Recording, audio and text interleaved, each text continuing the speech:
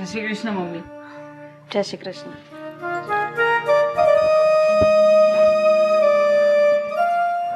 માયા, અરે ઓ માયા, મારી ચા તો લાવ. બેટા, માયા મંદિરે ગઈ છે, એ ઘરે નથી. પણ તારે આજે ઓફિસે નથી જવાનું? અરે મમ્મી, જવાનું જ છે ને, હમણાં જ નીકળું છું. પણ આ માયા કેમ બહુ ભક્તિભાવમાં લાગી ગઈ કે શું? હા બેટા, માયા તું કહે છે એમ સંસ્કારી છોકરી છે, દરરોજ મંદિરે જાય છે. પણ બેટા, દરરોજ મંદિરે જઈને ગરીબોને દાન પૂન કરે છે. હા, દરરોજ આટલું દાન પૂન કરવું સારું નહીં. આ ઘર બાળીને તીરથ થોડા કરાય. હા મમ્મી, તમારી વાત એકદમ સાચી છે, હું એને સમજાવીશ. પણ મારે તમને એક પ્રશ્ન પૂછવો છે. શું પૂછવું છે? બોલ. મમ્મી, મેં ક્યારેય મારા પપ્પાને નથી જોયા, કે નથી મેં આપણા ઘરમાં એમનો કોઈ ફોટો જોયો. હા, હું નાનપણથી મોટો થયો ને ત્યારથી લઈને અત્યાર સુધી હું તમારા ગળામાં મંગળસૂત્ર જોઉં છું. તો શું હું તમને પૂછી શકું કે મારા પપ્પા ક્યાં છે? ના, તારે એ પૂછવાની કોઈ જરૂર નથી. અને બેટા, એ જાણવાની પણ જરૂર નથી કે તારા પપ્પા ક્યાં છે, કારણ કે આ ઘર અને મને છોડીને જતા રહ્યા છે. પણ શું કામ? શું કામ ને મારા પપ્પા ઘર છોડીને ચાલ્યા ગયા? કીધું ને તને એકવાર કે તારે જાણવાની જરૂર નથી એટલે નથી. અરે પણ શું કામ ને જરૂર નથી? નક્કી આમાં તમારા જ કોઈ કાળા કામ હશે તો જે તમને છોડીને જતા રહ્યા હોય. બસ બસ કરી જા. તને જરાક પણ શરમ નથી આવતી કે તું તારી માં ઉપર આટલો ગંદો આરોપ લગાવે છે? શરમ મને નહીં, તમને આવી જોઈએ મમ્મી. કારણ કે એક દીકરાને એના બાપ વિશે જાણવાનો પૂરેપૂરો અધિકાર છે અને હું એ જાણીને જ રહીશ.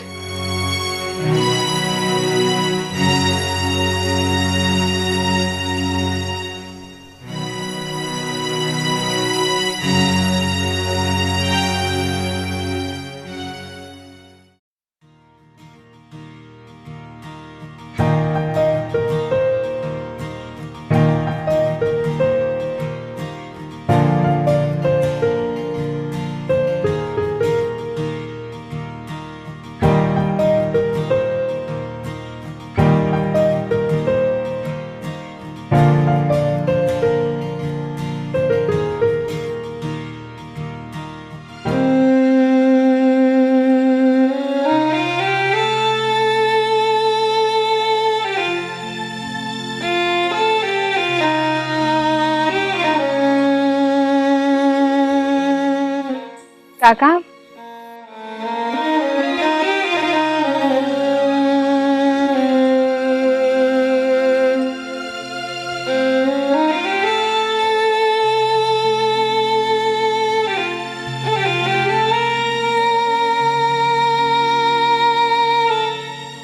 બેટા, 4-5 દિવસથી તાવ આવે છે અને 2 દિવસ કંઈ ખાધું નથી. કંઈક ખાવાનું હોય તો આપણે. હા, તમે શું બોલો છો કાકા? તમે 2 દિવસથી કંઈ નથી ખાધું ને બીમાર પણ છો, તો તમે રહો છો ક્યાં? તમારું કોઈ સગુવાલું નથી? બેટા, મારો કોઈ સગુવાલો નથી. હું તો અહીંયા મંદિરના ચોગનમાં જ પડ્યો રહું છું. કોઈ વાંધો નહીં કાકા, ચાલો હું તમને ખાવાનું પણ આપી દઉં અને દવાખાને પણ લઈ જાઉં. ચાલો. હે ભગવાન, કાકા તમને તો સખત તાવ છે. એક કામ કરું, હું તમને છે ને પહેલાં મારા ઘરે લઈ જાઓ અને પછી તમારી દવા પણ કરી આપીશ. ચાલો કાકા. નહીં બેટા, મારે તારા ઘરે નથી આવવું. હું આ મંદિરના ચોગનમાં પડ્યો છું ને, એ બરોબર છે. નહીં કાકા, હું તમને આવી હાલતમાં એકલા નહીં છોડી શકું. ચાલો. નહીં બેટા. અરે કાકા ચાલો ને, હું તમને કહું છું ને. ચાલો, ઊભા થાઓ.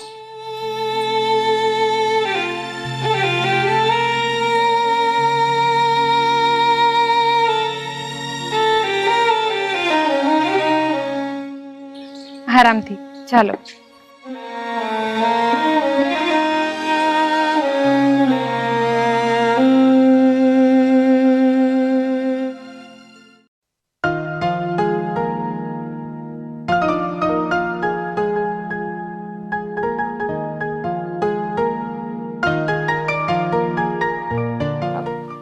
આવો કાકા.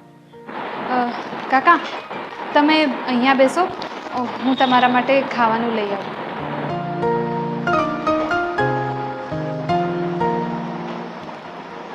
આરામથી બેસજો હા તમે.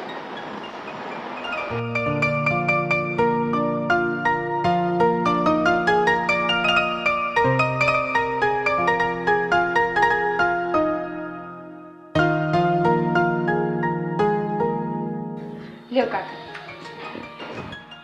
માયા, કોણ છે આ ભિખારી?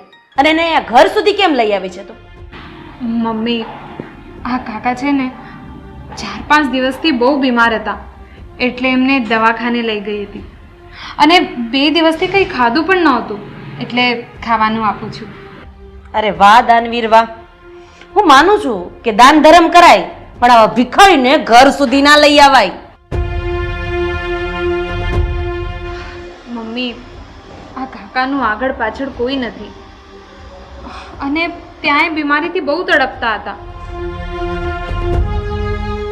મને એમના પર દયા આવી ગઈ, એટલે હું એમને અહીંયા લઈ આવી. 2-3 દિવસ અહીંયા રહેશે, ઠીક થઈ જશે ને તો ચાલે જશે. દયા ડાકણને ખાય. એક વાતમાં તને સમજણ નથી પડતી? તેને દવા લાવી આપીને બસ, ખાવાનું આપી દીધું ને બસ, હવે અહીંયાથી ચાલ અંદર. મમ્મી, તમે ચિંતા શું કામ કરો છો? આ કાકા 2 દિવસમાં ઠીક થઈ જશે ને એટલે જતા રહેશે. એટલે તું નહીં માને એમ ને?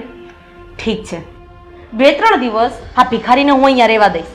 પછી જો એને સારું ના થાય ને તો ધક્કા મારીને અહીંયાથી બહાર કાઢી મૂકજે. આ કઈ દયા ધર્મનો ઓટલો નથી કે તને સારું લાગે ને એને ઉઠાવીને તું અહીંયા લઈ આવે.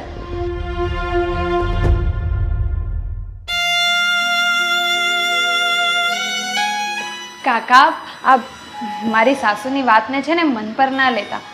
એમની તો આદત છે. તમે શાંતિથી ખાઈ લો અને પછી છે ને આ દવા લઈ લેજો. હું તમારા માટે પાણી લઈ આવું. હા.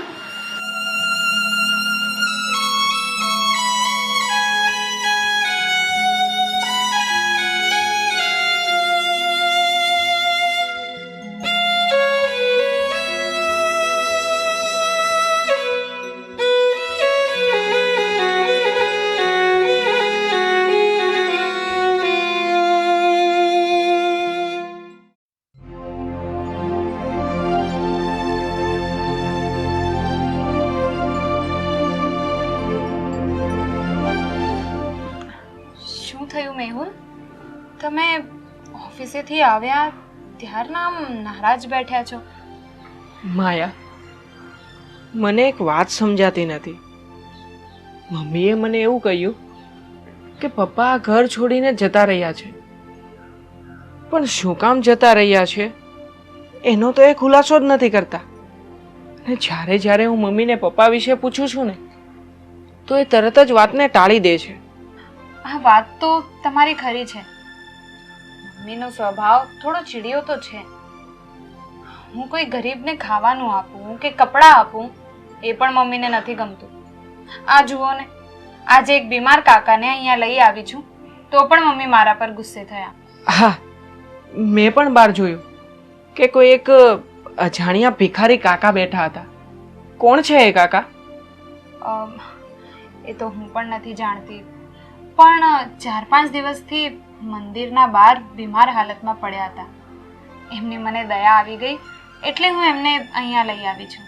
કંઈ વાંધો નહીં, તું એને 2-3 દિવસ ખાવાનું આપી એનું ધ્યાન રાખજે. કોઈ પણ ગરીબને ખવડાવવાથી ક્યારેય ખૂટી નથી જતું. પણ આ મમ્મીનો ચીડિયો સ્વભાવ, પપ્પાનું ઘર છોડીને જવું, મને તો કંઈ સમજાતું નથી કે આ બધું શું છે. મેહુલ, હવે તમે વધારે ચિંતા નહીં કરો. ચાલો પેલા કાકાને દવા આપવાનો ટાઈમ થઈ ગયો છે, હું એમને દવા આપી આવું. હા સારું, તું આપી આવ.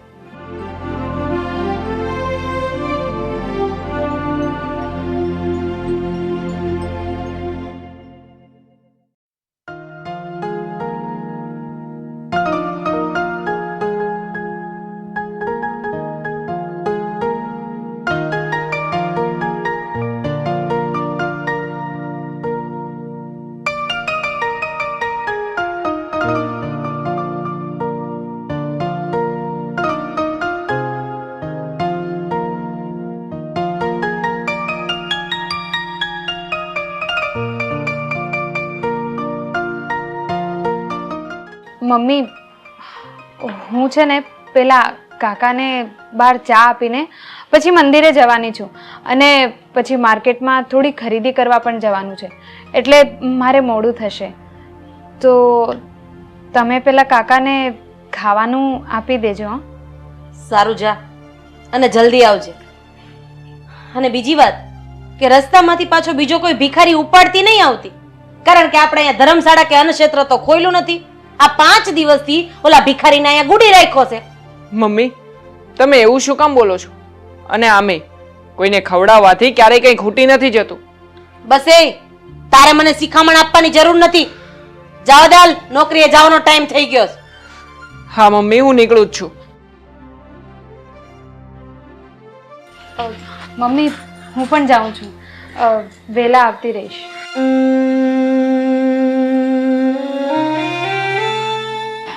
કાકા, અરે હો કાકા, ઉઠો, શાંતિથી. હા કાકા, આ લો તમારી ચા.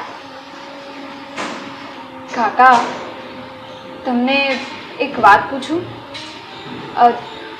તમે કોણ છો કાકા? તમારું નામ શું છે? બેટા, એ બધું જાણીને તારે શું કામ છે? મને મને મારી હાલત પર જીવવા દે. કાકા, તમે ગભરાશો નહીં, ખુલ્લા મને જણાવો, હું તમને તમારા પરિવાર પાસે લઈ જઈશ. બેટા, મારે મારા પરિવાર પાસે નથી જવું, અને મને ખબર પડી ગઈ છે કે મારો પરિવાર અત્યારે બહુ સુખી છે, એટલે મારે ત્યાં નથી જવું. કાકા, તમે એવું શું કામ બોલો છો? અને તમારી સાથે એવું તે શું બન્યું છે?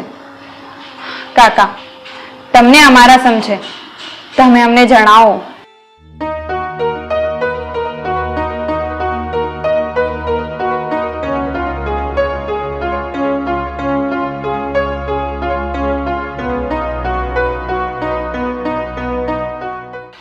તમને બેને મારા સમજે આ વાત કોઈને કરતા નહીં.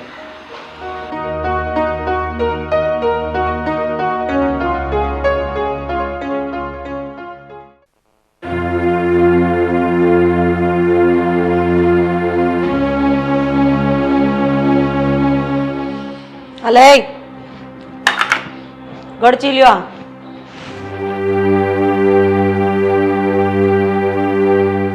હવે આમ મારી સામે ટગર ટગર શું જોયા કરે છે? આ 5 દિવસથી સવાર સાંજ મફતના રોટલા તોડે છે. તું ઊભો થા અને ઘરમાં સાફ સફાઈનું કામ કરાવવા લાગ.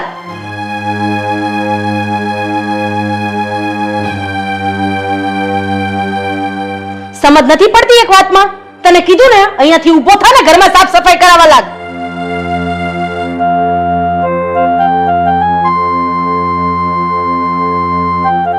હરામના હાડકા થઈ ગયા. ઊભો થા.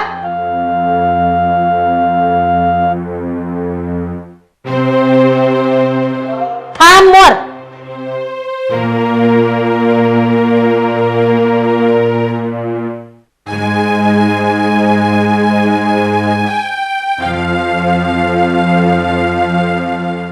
હાલવા દે આમ આખો જા.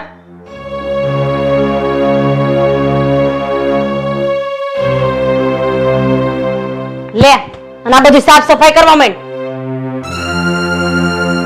હવે લાકડી ગુડ ને હેઠી નહીં પડી જા.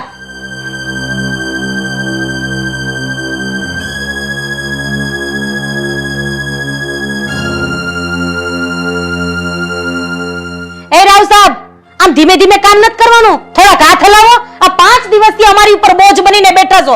5 રોટલી તો આમ ઝપટ ઝપટ ગળચી જવાય છે. અને હવે તમારા હાથ ટાટિયામાં થોડોક જીવ આવ્યો હોય ને તો તમારા સ્થાનક ભેગા થાવ, જરી કઈ શરીર વૈધી હોય તો.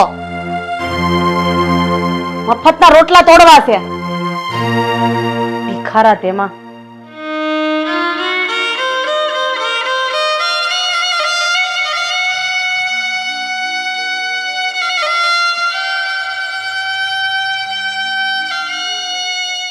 હવે ન્યા નથી જોવું.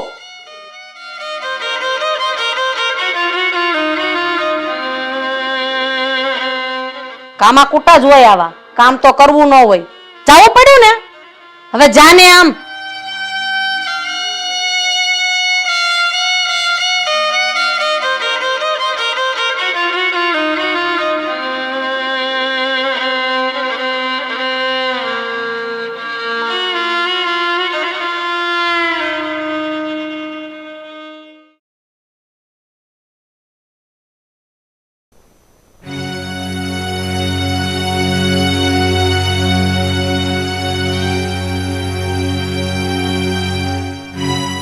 મમ્મી, બહાર પેલા કાકા બેઠા હતા, એ ક્યાં ગયા?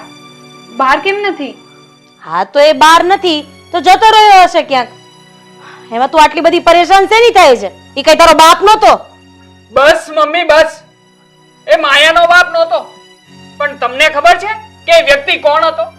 એ વ્યક્તિ મારો બાપ હતો. શું એ વ્યક્તિ તારા પપ્પા હતા? ના, હા વાત તદ્દન ખોટી છે. હા મમ્મી હા, એ વ્યક્તિ મારા પપ્પા હતા અને તમારા પતિ હતા. મમ્મી, તમે તમારા પતિને આજથી 20 વર્ષ પહેલા આ ઘરમાંથી ધક્કા મારીને લાત મારીને કાઢી મૂક્યા હતા, અને આજે ફરી તમે એનું જ પુનરાવર્તન કર્યું. ફરી તમે એમને ઘરમાંથી કાઢી મૂક્યા.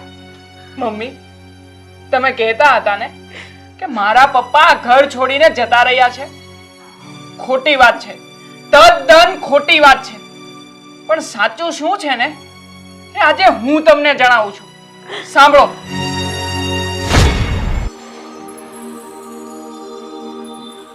હાય જીજુ, શું કરો છો?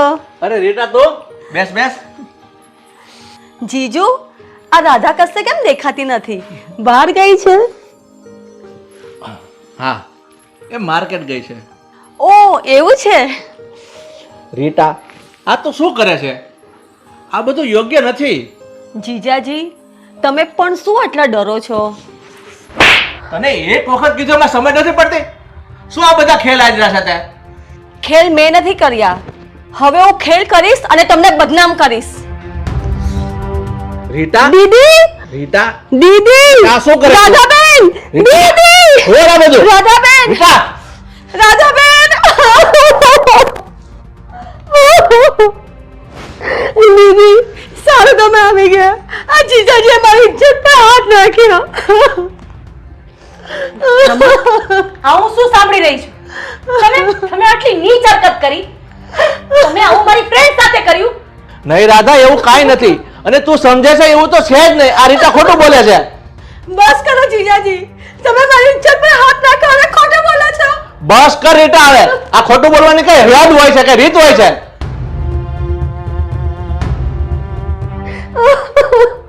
અરે પ્રમોદ, તમને તો મારો પતિ કહેતા મને શરમ આવે છે.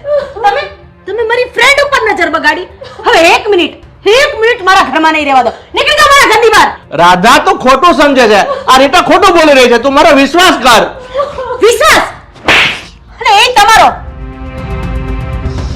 નીકળી જાઓ મારા ઘરની બહાર.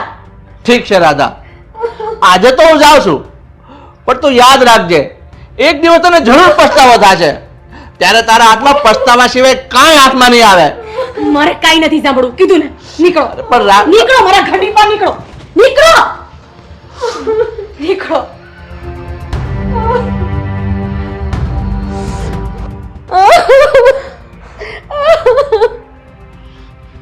કીધું ને, નીકળો. મારે તમારું મોઢું નથી જોવું. નીકળો ઘરની બહાર.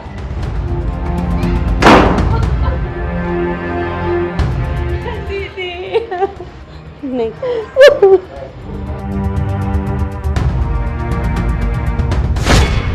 મમ્મી, મારા પપ્પા નિર્દોષ હોવા છતાં તમે એને સમજી ના શક્યા અને તમે એમને ઘરની બહાર કાઢી મૂક્યા.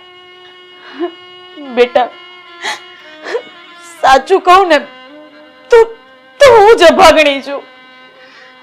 મારા પતિ 5 દિવસ મારી નજરની સામે રહ્યા, પણ હું એને ઓળખી ન શકી. પણ બેટા, હું એને ક્યાંથી ઓળખું? કારણ કે મેં એને ક્યારેય પતિ તરીકેનો દરજ્જો આપ્યો જ નથી. તે દિવસે બિચારા ચીસો પાડીને કહેતા હતા કે રાધા, હું નિર્દોષ છું. પણ મેં એની એક વાત ન સાંભળી. બેટા, મારાથી આ જે પાપ થયું છે ને, એ પાપ કોઈ નદીના નીર ધોઈ શકે એમ નથી. પ્રમોદ, મને માફ કરી દેજો, મને માફ કરી દેજો.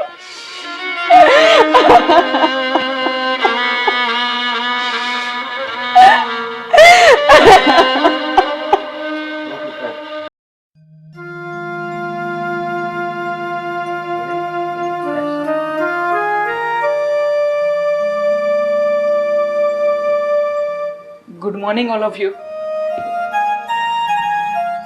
મમ્મી, શું વાત છે? તમે મને અહીંયા શું વાત કરવા બોલાવ્યો છો? બેટા, 20 વર્ષથી જે વાત મેં મારા મનમાં દબાવીને રાખી હતી ને, એ વાત કરવાનો હવે સમય આવી ગયો છે. બસ એટલે જ મેં તને અહીંયા બોલાવ્યો છે. મમ્મી, એવી તે વળી કઈ વાત છે કે જે તમે આમ 20 વર્ષ સુધી તમારા મનમાં દબાવીને રાખી છે? બેટા, તારા પપ્પા સાથેના આ મારા બીજા લગ્ન છે.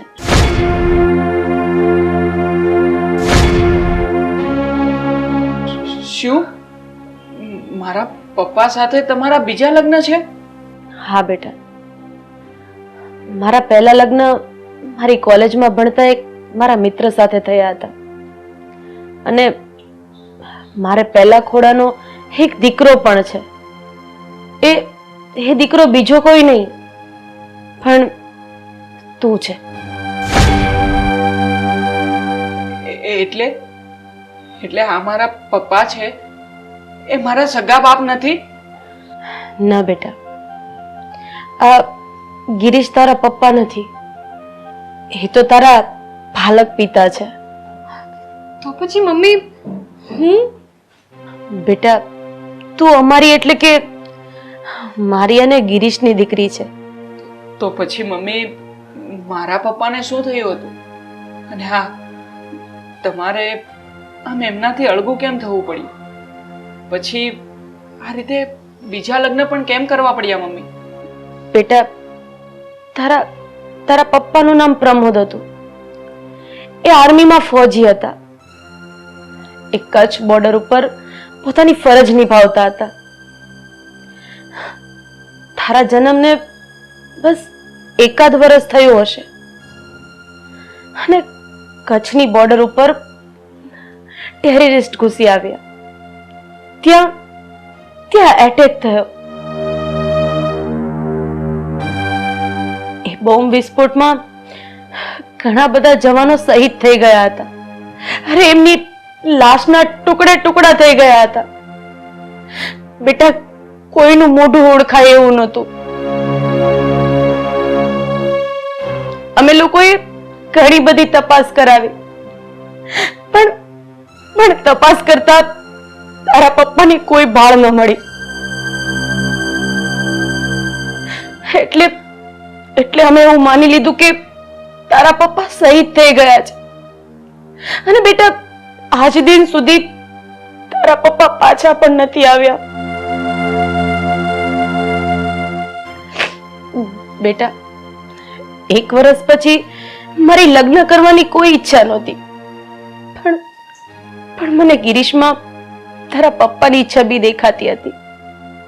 ગિરીશની શકલ પ્રમોદ સાથે મળતી આવતી હતી અને પરિવારના લોકોના દબાણમાં આવીને મેં ગિરીશ સાથે લગ્ન કરી લીધા. ગિરીશે લગ્ન પહેલા તો તને સ્વીકારવાની ના પાડી, પણ વડીલોના દબાણમાં આવીને અને વડીલોની સમજાવટના કારણે એ માની પણ ગયા. પણ બેટા, એણે એક શરત મૂકી હતી. શરત? કેવી શરત મમ્મી? એ જ કે તારો દીકરો 20 વર્ષનો થશે, એના પગ ઉપર ઊભો થઈ જશે, પછી એને આ ઘર છોડી દેવું પડશે, આપણાથી અલગ રહેવું પડશે.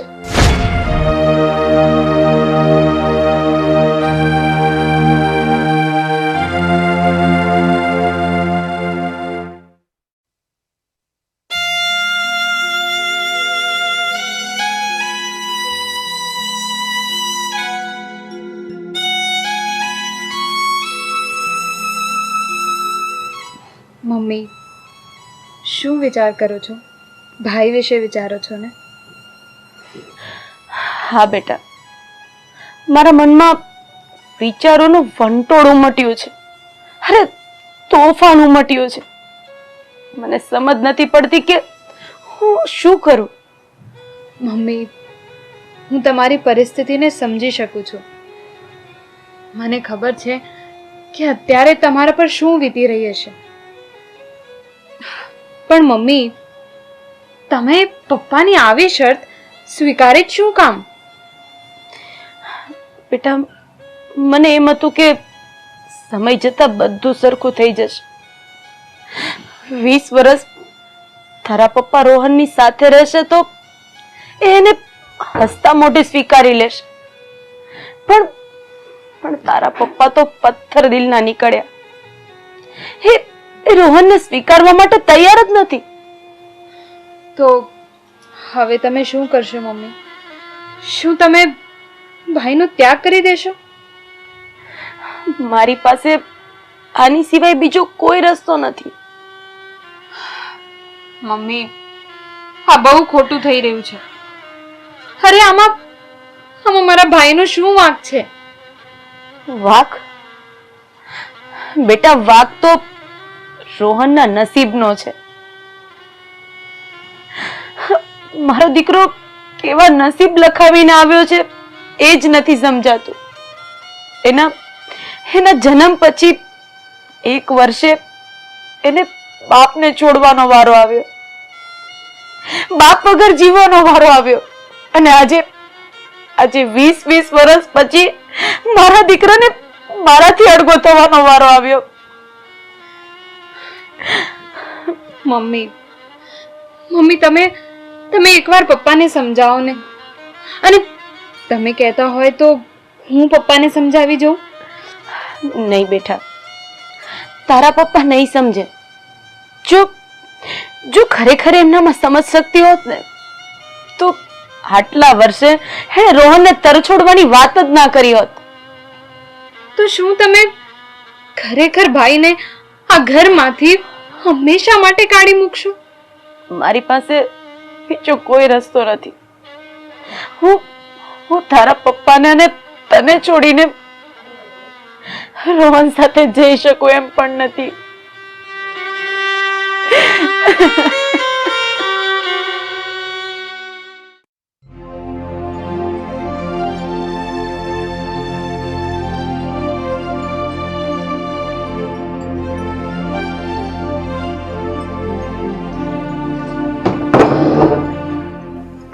પપ્પા,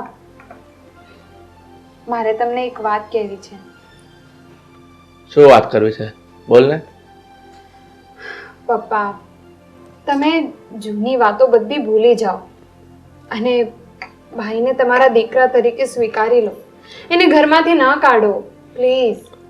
આશા, આ રોહન મારો દીકરો નથી, એ મારું લોહી નથી, એટલે હું એને નહીં સ્વીકારું. અરે ભાઈ, તમારો દીકરો નથી તો શું થયું? તમારી પત્નીનો દીકરો તો છે ને. પપ્પા, તમે એક વાત તો સમજો, જે લોકોને સંતાન નથી હોતા એ લોકો અનાથ આશ્રમમાંથી દીકરાઓ લઈ આવે છે, પારકા સંતાનો લઈ આવે છે અને એને પોતાના દીકરા તરીકે ઉછેરીને મોટા કરે છે. લોકોને જે કરવું હોય તે કરે, પણ આ રોહન મારો દીકરો નથી, એટલે હું એને મારા વારસદાર તરીકે કોઈ દિવસ નહીં સ્વીકારું. પપ્પા, મને તો એ નથી સમજાતું કે તમે આટલા કઠોર કેવી રીતે બની શકો છો. બેટા, આ અમુક નિર્ણયો કઠોર બનીને પણ લેવા પડે છે. પપ્પા, હું તો તમારી દીકરી છું. કાલે ઉઠીને સાસરે ચાલી જઈશ, પછી તમારું શું થશે? તમે બંને એકલા પડી જશો. મારી પાછળની જિંદગીમાં જે થવાનું હોય તે થાય, એની મને પરવા નથી, પણ હું આ છોકરાને કોઈ દિવસ નહીં સ્વીકારું. પણ પપ્પા, બસ આશા, હવે મારે કોઈ ચર્ચા નથી કરવી, અને આ મારો છેલ્લો નિર્ણય છે. આ છોકરો મારા ઘરમાં હવે નહીં રહી શકે, એને ઘર છોડીને જવું જ પડશે.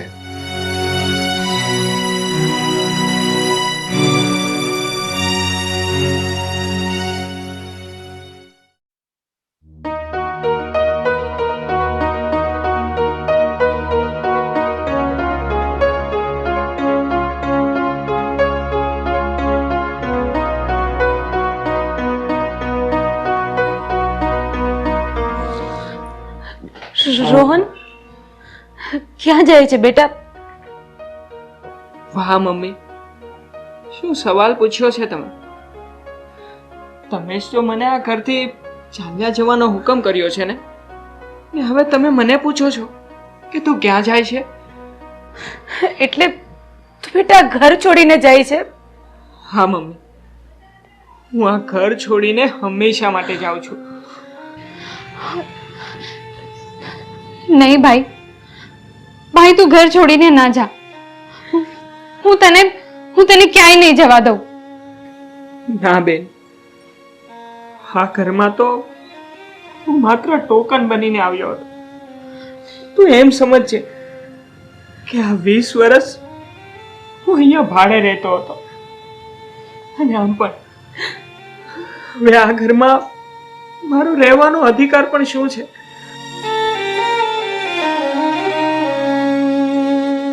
બેટા, તારો પૂરેપૂરો અધિકાર છે. તું મારો દીકરો છે બેટા. તમે મને તમારો દીકરો માનતા હોત ને તો તમારા સુખને ખાતર મારી જિંદગીનો સોદો ન કર્યો હોત. મમ્મી, તમને શરમ ના આવી કે તમે તમારું ઘર વસાવવા મારી જિંદગીનો સોદો કર્યો?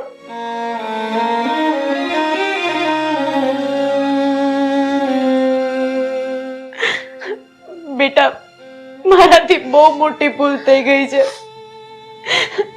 મને નથી ખબર કે મારી આટલી મોટી ભૂલનું પરિણામ આટલું ગંભીર આવશે, અને એ પરિણામ તારે ભોગવવું પડશે. મમ્મી,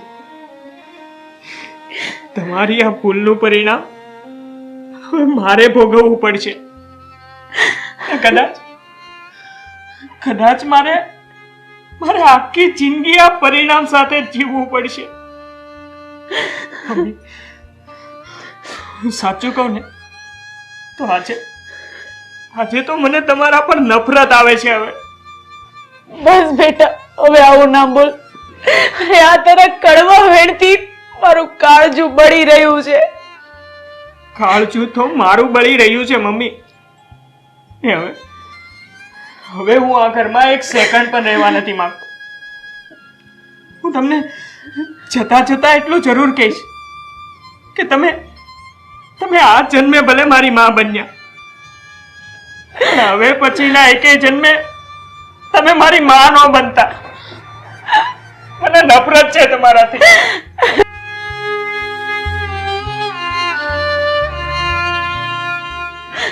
જાઉં છું મમ્મી.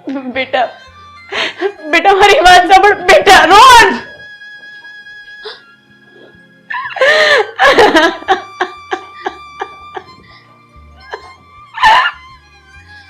રોહન મમ્મી બસ, તમે તમારી જાતને સંભાળો મમ્મી, સંભાળો.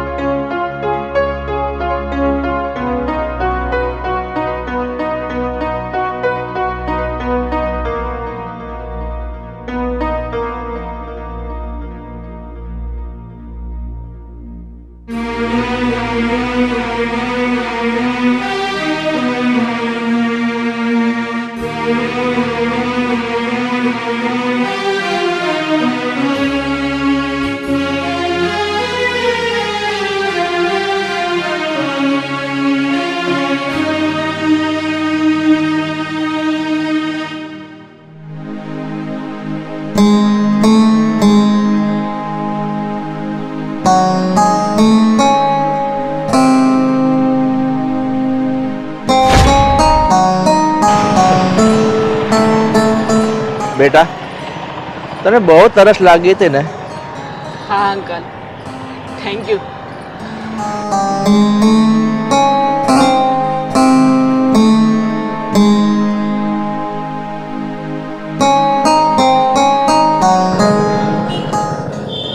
અજાણ્યો લાગે છે બેટા, આ શહેરમાં નવો આવ્યો છે.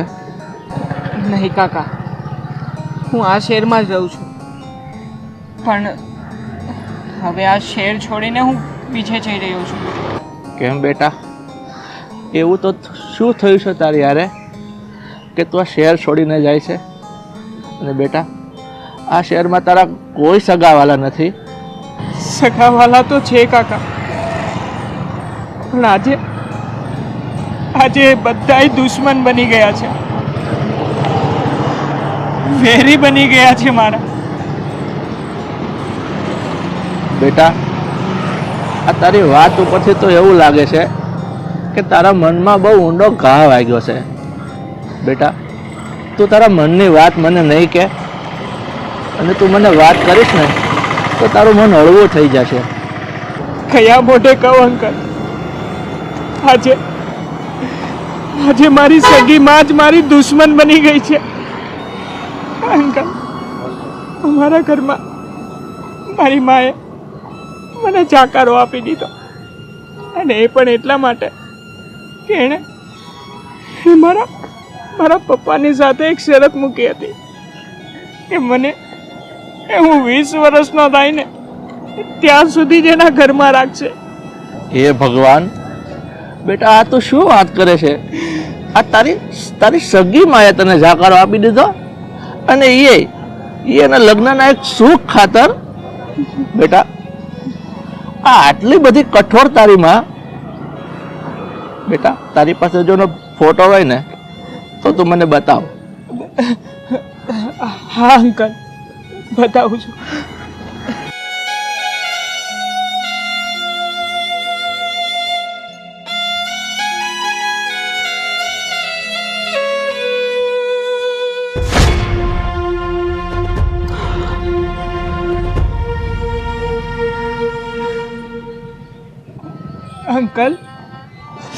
અંકલ શું થયું?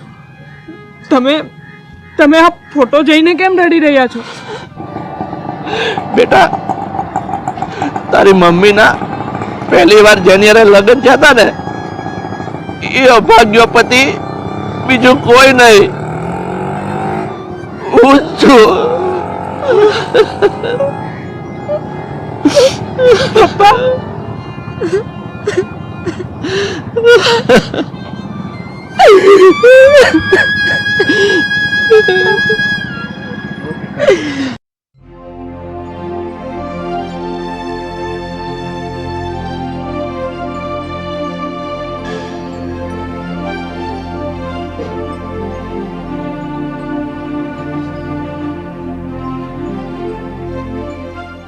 બેટા, આજે 20 વર્ષ પછી હું તને લઈને આ ઘરમાં પહેલી વાર આવું છું.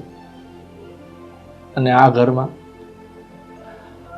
હું તારી મમ્મીને પરણીને પહેલી વાર લાવ્યો હતો. અને આ એ જ ઘર છે જેમાં તારો જન્મ થયો હતો.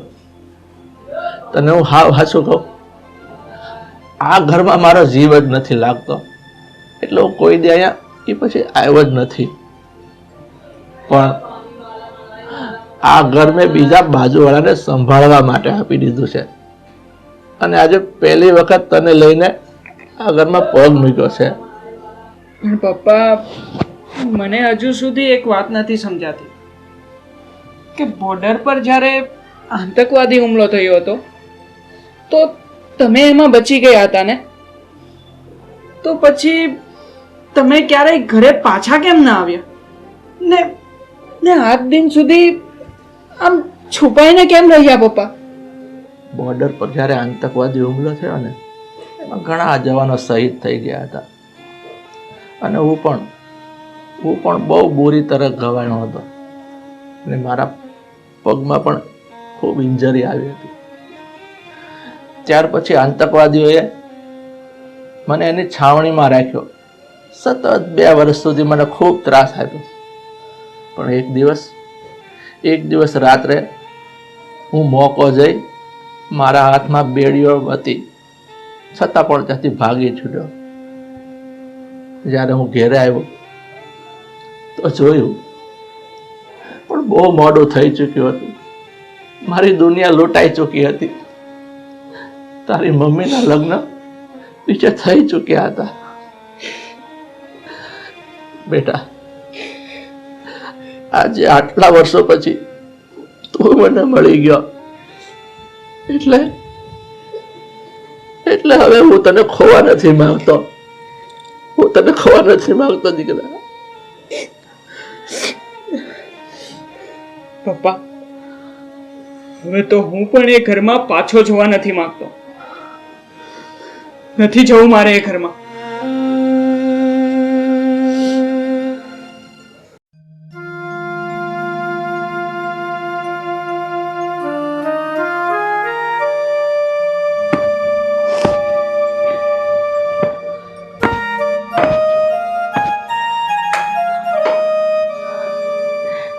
અરે રોહન, આવી ગયો મારો દીકરો.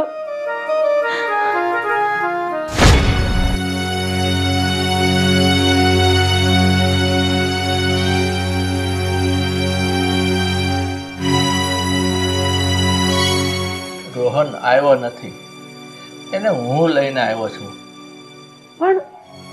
પણ તમે છો કોણ? હું પ્રમોદ છું, તારો પહેલો પતિ. એટલે તમે હજુ સુધી જીવતા છો? હા, હું હજી જીવતો છું. અને આ મારું દુર્ભાગ્ય છે કે એ બ્લાસ્ટમાં હું બચી ગયો. પ્રમોદ, તમે આવું ન બોલો. આમાં મારો કઈ વાંક નથી. તમારા ગયા પછી 1 વર્ષ સુધી મેં તમારી રાહ જોઈ હતી. અરે અમે લોકોએ બોર્ડર ઉપર તપાસ કરાવી, ત્યાં પણ તમારી કોઈ બાળ ન મળી. અને એવા સમાચાર આવ્યા કે તમે મૃત્યુ પામ્યા છો. એટલે મારા ઘરના લોકોના દબાણમાં આવીને મેં બીજા લગ્ન કરી દીધા. રાધા, મને અફસોસ એ વાતનો નથી કે તે બીજા લગ્ન કરી લીધા, પણ મને અફસોસ એ વાતનો છે કે તે તે તારા સુખ ખાતર મારા દીકરાનો સોદો કર્યો છે. અને રાધા, તે મારા દીકરાને 20 વર્ષ પછી બેઘર કરી દેવાનો એવી શરત ઉપર તે તારું ઘર વસાવ્યું છે. મને એમ હતું કે સમય જતા બધું સરખું થઈ જશે. ગિરીશ મારા દીકરાને અપનાવી લેશે, પણ એવું કઈ ના થયું. રાધા, આ જિંદગીએ તો મારી સાથે બહુ મોટી રમત રમી છે, પણ હવે હું આપણા દીકરાને હું મારી સાથે લઈ જાઉં છું. અને હું અહીંયા રાખીને, તારી પાસે રાખીને વધારે દુઃખી કરવા નથી માંગતો. રાધા, તું સુખેથી રહેજે. મારા દીકરાને હું મારી સાથે લઈ જાઉં છું. ના, ચાલ બેટા. નહીં પ્રમોદ, મારા દીકરા વગર હું નહીં રહી શકું. બેટા નહીં બેટા. નહીં મમ્મી, બની શકે તો મને માફ કરી દેજો. ચાલો પપ્પા. બેટા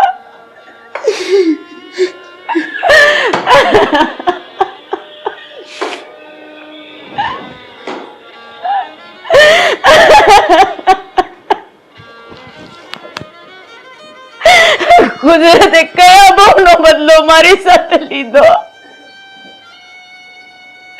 અરે પ્રમોદ, જિંદગી તમારી સાથે નહીં, જિંદગી એ તમારી સાથે બહુ મોટી રમત કરી નાખી.